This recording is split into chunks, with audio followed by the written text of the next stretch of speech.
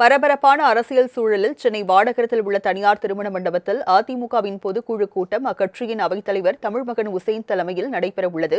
கூடுதல் தகவல்களை எமது செய்தியாளர் ராஜேஷ் நேரலையில் வழங்க கேட்கலாம்.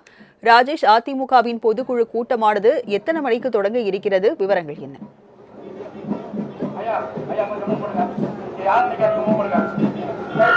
ராஜலட்சுமி, வணக்கம். 2026 சட்டமன்ற தேர்தலை முன்னிட்டு ஒவ்வொரு கட்சிகளும் தங்களுடைய அந்த தேர்தல் வியூகத்தை முன்னெடுத்திருக்கிறார்கள். அந்த அடிப்படையில் அதிமுகவை பொறுத்த வரைக்குமே அவங்க 2026 சட்டமன்ற தேர்தலை முன்னிட்டு இந்த வருடத்துக்கு 2 முறை நடத்தப்படக்கூடிய 2 செயற்குழு, ஒரு பொதுக்குழு என்பது நடத்தப்பட வேண்டும்.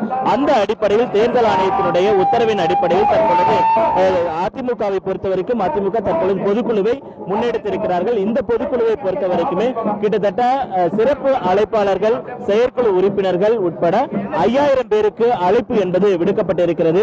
ஒவ்வொரு ஆண்டுமே இந்த வானகரத்தில் இருக்கக்கூடிய இந்த தனியார் மண்டபத்தில் இந்த பொதுக்குழு என்பது நடைபெறும். இந்த முறை 2026 சட்டமன்ற தேர்தலுக்கு இன்னும் 6 மாதங்களே இருக்கக்கூடிய சூழ்நிலையில் இந்த பொதுக்குழு என்பது மிகவும் முக்கியத்துவம் வாய்ந்ததாக பார்க்கப்படுகிறது. அதே நேரத்தில் செங்கோட்டையன், மனோஜ் பாண்டியன், அன்வர் ராஜா உள்ளிட்ட பலர் அதிமுகவில் இருந்து விலகி மாற்று கட்சியில் இணைந்திருக்கிறார்கள். மிக முக்கிய தலைவர்களாக பார்க்கப்பட்டவர்கள் இணைந்திருக்கக்கூடிய அந்த சூழ்நிலையில் தற்பொழுது இந்த பொதுக்குழு கூட்டம் என்பது மிகவும் முக்கியத்துவம் வாய்ந்ததாக பார்க்கப்படுகிறது. அதே நேரத்தில் இங்கு இருக்கக்கூடிய தொண்டர்களை பொறுத்த வரைக்கும் அவர்களுடைய அந்த உற்சாகத்தை நம்மால் காண முடிகிறது. எடப்பாடி பழனிசாமி இன்னும் சற்று நேரத்தில் அவர் இல்லத்தில் இருந்து கிளம்பி இங்கு வருகை தருவார் என்று எதிர்பார்க்கப்படுகிறது. அவரை வரவேற்பதற்காக வழி நெடுகிலும் பேனர் உள்ளிட்டவைகள் வைக்கப்பட்டிருக்கிறது. இந்த பொதுக்குழுவை பொறுத்த வரைக்குமே 12 to 16 தீர்மானங்கள் வரைக்கும் நிறைவேற்றுவதற்கான அந்த வாய்ப்புகள் இருப்பதாக தெரிகிறது. குறிப்பாக இரங்கல் தீர்மானத்தில் ஆரம்பித்து அதனைத் தொடர்ந்து கூட்டணி குறித்து முடிவெடுப்பதற்கான அனைத்து அதிகாரங்களும் பொதுச் செயலாளருக்கே இருக்கிறது என்ற தீர்மானம் நிறைவேற்றப்படுவதற்கான வாய்ப்பு இருக்கிறது. அதே போல முதலமைச்சர் வேட்பாளர் இந்த தேர்தலில் தேசிய ஜனநாயக கூட்டணியை பொறுத்த வரைக்கும் முதலமைச்சர் வேட்பாளர் எடப்பாடி பழனிசாமி தான் என்பதை அவர்கள் தீர்க்கமாக இந்த பொதுக்குழு கூட்டத்தில் எடுத்துரைப்பார்கள் என்று எதிர்பார்க்கப்படுகிறது. அதே போல பல்வேறு தீர்மானங்கள், திமுக அரசுக்கு எதிராக சட்ட ஒழுங்கு பிரச்சனை உள்ளிட்ட பல்வேறு பிரச்சனைகளை எழுப்பி அதற்கான தீர்மானங்களையும் நிறைவேற்றுவதற்கான அந்த நடவடிக்கைகளும் மேற்கொள்வார்கள் என்று எதிர்பார்க்கப்படுகிறது. மத்திய அரசுக்கு அழுத்தம் கொடுக்கும் வகையில் பல்வேறு கோரிக்கைகளை வைப்பதற்கான அந்த தீர்மானங்களும் நிறைவேற்றப்படுவதற்கான வாய்ப்புகள் இருப்பதாக தெரிகிறது.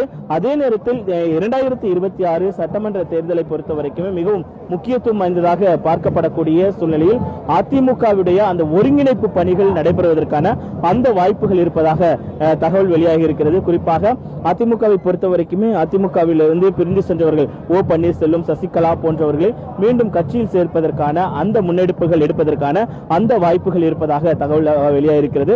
குறிப்பாக பார்க்கும் பொழுது இந்த பொதுக்குழு கூட்டத்தை பொறுத்த வரைக்குமே அதிமுகவிலிருந்து பிரிந்து சென்றவர்கள் யாராக இருந்தாலும் எடப்பாடி பழனிசாமி தலைமையை ஏற்று அவர்கள் அதிமுகவில் தங்களை இணைத்துக் கொள்ளலாம் என்று அந்த தீர்மானம் நிறைவேற்றப்படுவதற்கான வாய்ப்புகள் இருக்கிறது. குறிப்பாக தேர்தல் வியூகம், எப்படி இவர்கள் தேர்தலை அணுகப் போகிறார்கள், 2026 சட்டமன்ற தேர்தலுக்கு அனைத்து கட்சிகளுமே தயாராகி வரக்கூடிய நிலையில் ஒரு புறம் தமிழக வெற்றி கழகம், இன்னொரு புறம் திமுக, இன்னொரு புறம் நாம் தமிழர் என 4 முனை போட்டிகள் என்பது இந்த 2026 சட்டமன்ற தேர்தலில் உருவாக இருக்கக்கூடிய இந்த சூழ்நிலையில் இந்த பொதுக்குழு என்பது முக்கியத்துவம் வாய்ந்ததாக பார்க்கப்படுகிறது. அப்படி இருக்கும் பொழுது பொதுக்குழுவை பொறுத்த வரைக்கும் இந்த தேர்தல் வியூகங்கள் உள்ளிட்டவைகள் குறித்து தொடர்ச்சியாக அவர்கள் விவாதிப்பார்கள் என்று எதிர்பார்க்கப்படுகிறது. ராஜலட்சுமி, அதிமுகவின் பொதுக்குழு கூட்டமானது இன்னும் சற்று நேரத்தில் தொடங்க இருக்கிறது. 12 முதல் 16 தீர்மானங்கள் நிறைவேற்றப்பட உள்ளதாகவும் தெரிவிக்கப்பட்டிருக்கிறது. விவரங்களை வழங்கியதற்கு நன்றி ராஜேஷ்.